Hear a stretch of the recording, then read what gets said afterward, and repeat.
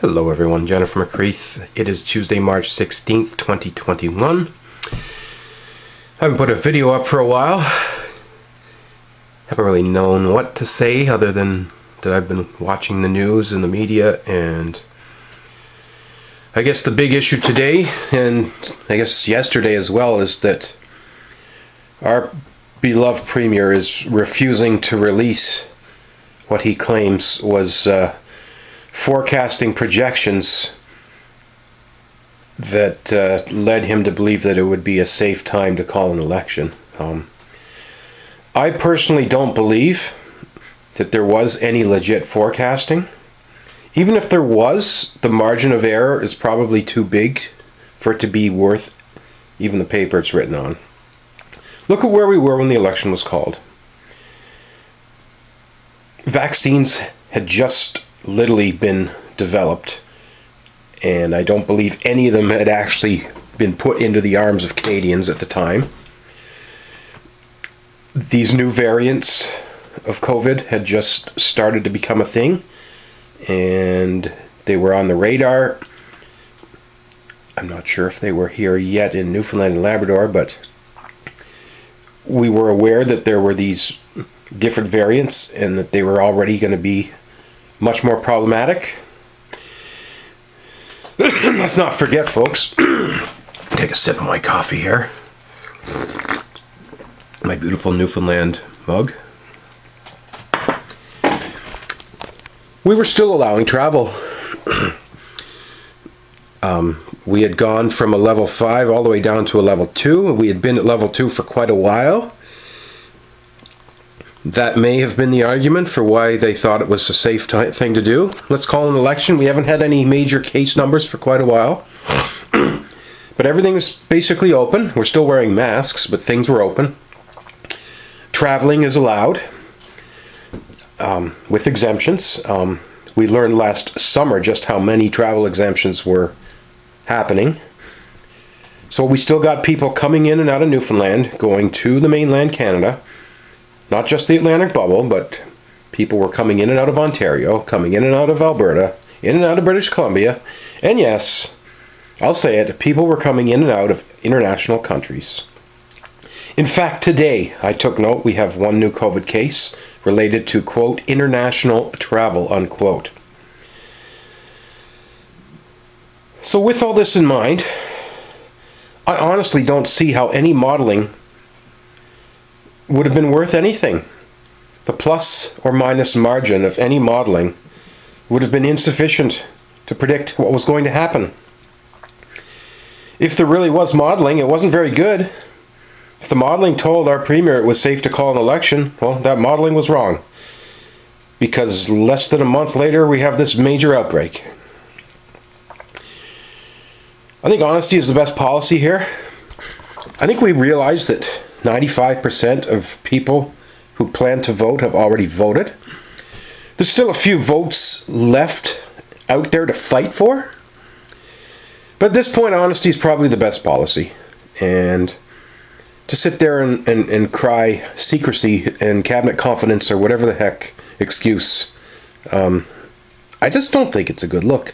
And this is just me speaking as Jenn from McCreath. I know I'm still technically a candidate on the ballot, but this is just me as a policy analyst speaking. If I were to be advising our Premier, you had a great start of the campaign. You did so well. You were up 62% in the polls there. You obviously got a lot of your support to go out and vote during the first wave of, what do you call it, pre-advanced polling, stuff like that. Obviously, the turning point was the outbreak of COVID. The British variant, when it arrived here and was detected all over Mount Pearl. And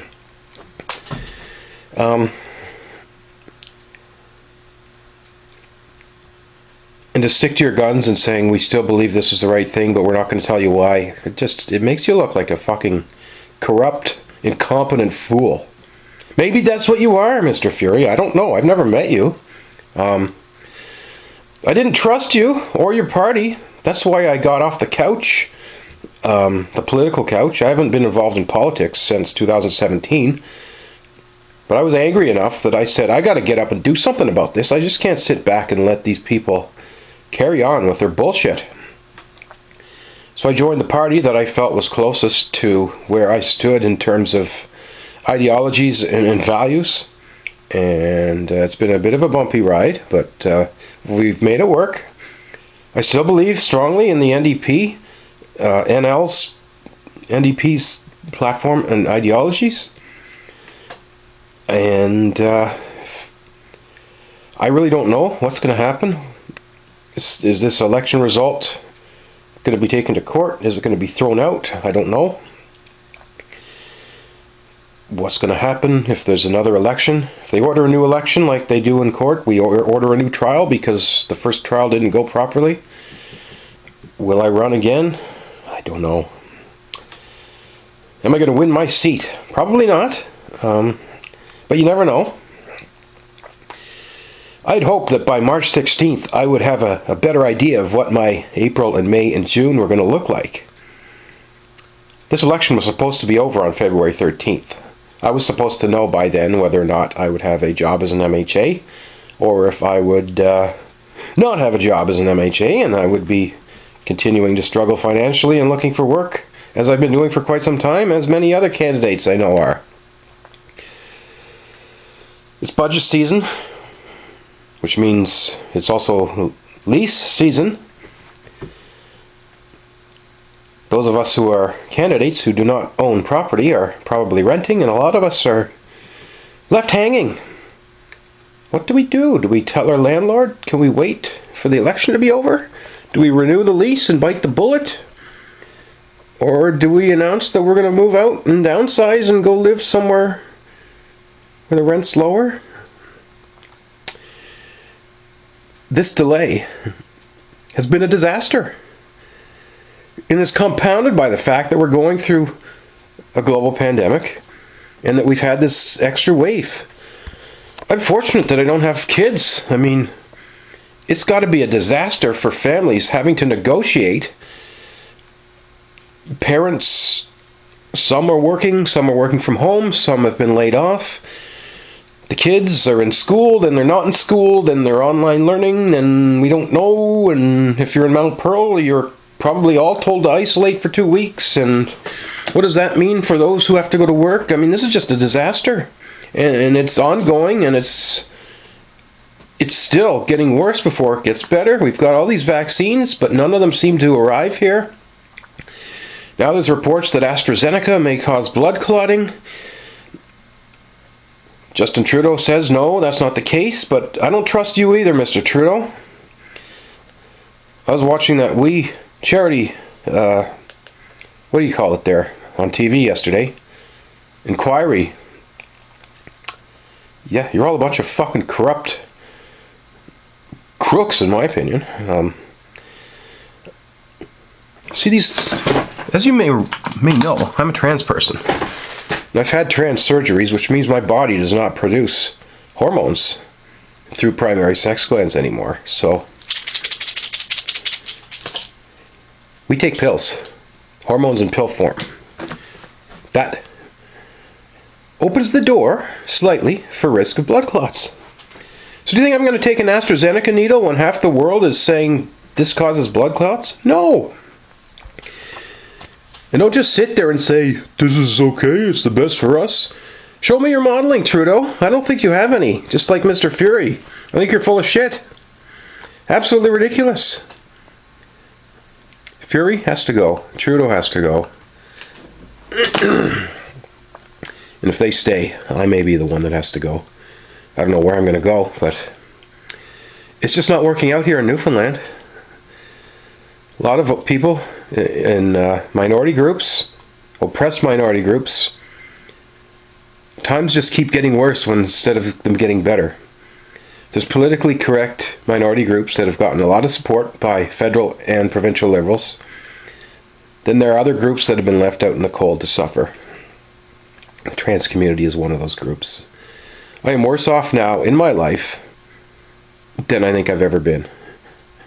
And that's really sad because I've been through a lot of rough years.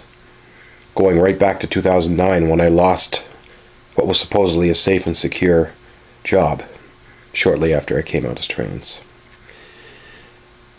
So we need change, in my opinion, here in Newfoundland and Labrador. And I'm going to need change. If Furey does get re-elected, especially if he's headed a majority government, and I'm not elected as an MHA, I'm probably going to leave the province because it's just not working out here. I don't know what to say anymore, people. I hope you're not falling for this crap. The Liberals seem to treat their own well, but they don't give a shit about anyone else. While we're at it, well, Jennifer, why didn't you join the Liberals? I just couldn't. I don't agree or believe in what they stand for. Tax and spend? No, I don't think so. The corruption that I've seen, the jobs being given to Liberal-friendly companies and Liberal family members, I mean, I can't support that. It's absolutely unacceptable. Whether it's Carla Foote being given a job at the Rooms, or whether it's these so-called politically neutral commissioners. Bruce Chalk, supposedly a neutral arm's length agency there, the electoral officer, but he was not given that job through a independent process. He was given his job by the Liberals. I think that's part of why this election has gone the way it has gone. It's all about finding ways for the Liberals to keep power, and that's not right. I don't know what else to say, folks. If you have any thoughts, any comments, any ideas, feel free to let me know.